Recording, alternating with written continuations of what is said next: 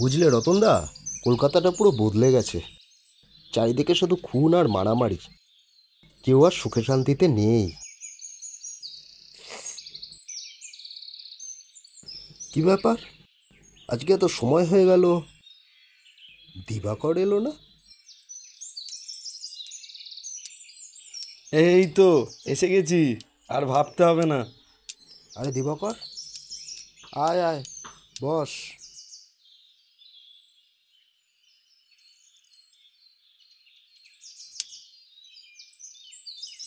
এবার বলো, তোমার সমস্যাটা কি?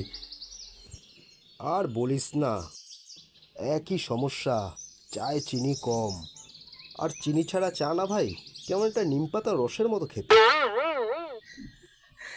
তোমার ওই একই সমস্যা রোজ। তা তোমার যদি চিনি লাগে, তা তুমি সেটা বলো রতনদাকে। বলেছি, অনেকবার বলেছি মালটাকে, কিন্তু কি বলে জানিস, আলাদা করে চিনি নিলে নাকি 2 টাকা এক্সট্রা লাগবে।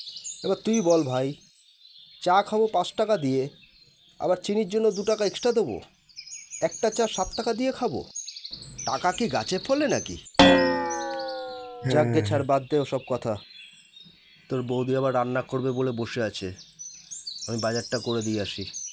হ্যাঁ, হ্যাঁ, হ্যাঁ, হ্যাঁ, হ্যাঁ, হ্যাঁ, হ্যাঁ। নাহলে তো তোর বৌদিকে চিনিস, মাকালি হয়ে গেছে। এক পা বুকের উপর তুলে বলবে ময়না ছালক ছালক। আসি, বুঝলি?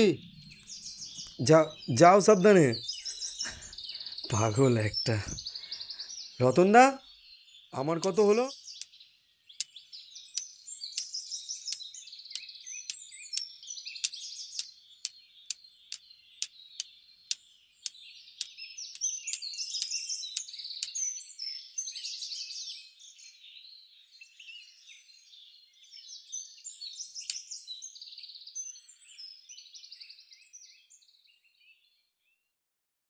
সময়ের সাথে সাথে সবাইকে সব কিছু মানিয়ে নিতে হয়।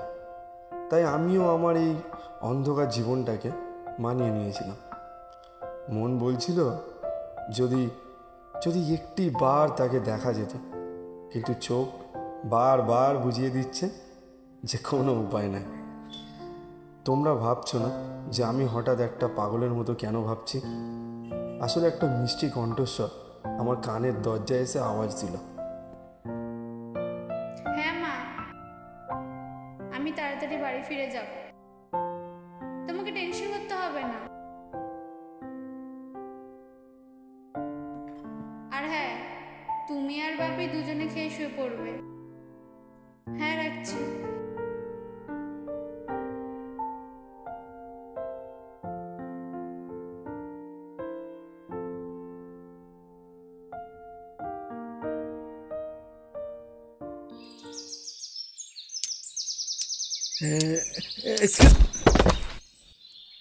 ইমা, আসতে।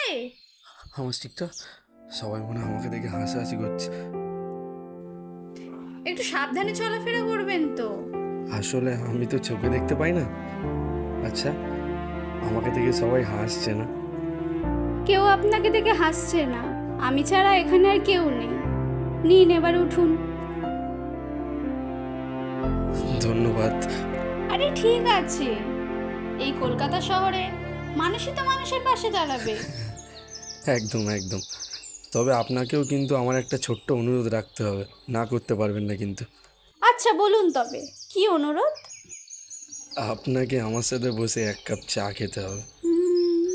সে তো খাওয়া যেতেই পারে। তাহলে যাওয়া যাক।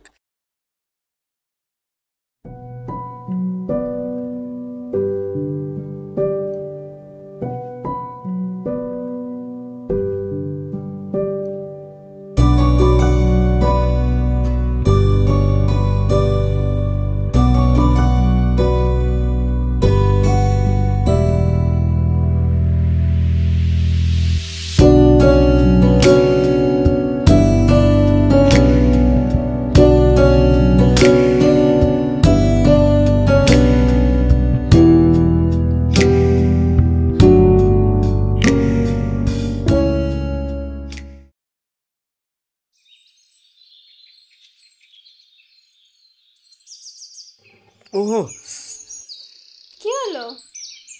দেখেছেন, কথায় কথায় তো আপনার নামটাই জানা হলো না। আপনার নামটা? পায়েল। আপনার? দিবাকর। আচ্ছা, আপনি কি করেন? আমি একটা ছোট কোম্পানিতে জব করি। আপনি তো তখন থেকে আমার সম্পর্কেই জিজ্ঞেস করে যাচ্ছেন। আপনার সম্পর্কে কিছু বলুন। গাধা দেখেছেন? গাধা মানে? মানে গাধা গাধা দেখেছেন? হ্যাঁ, ওদেরকে কি কাজে ব্যবহার করা হতো?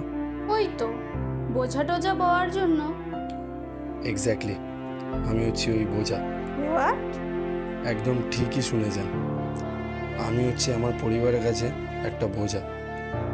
এক্সট্রিমলি সরি, কিন্তু আপনি আপনার পরিবারের কাছে বোঝা কেন?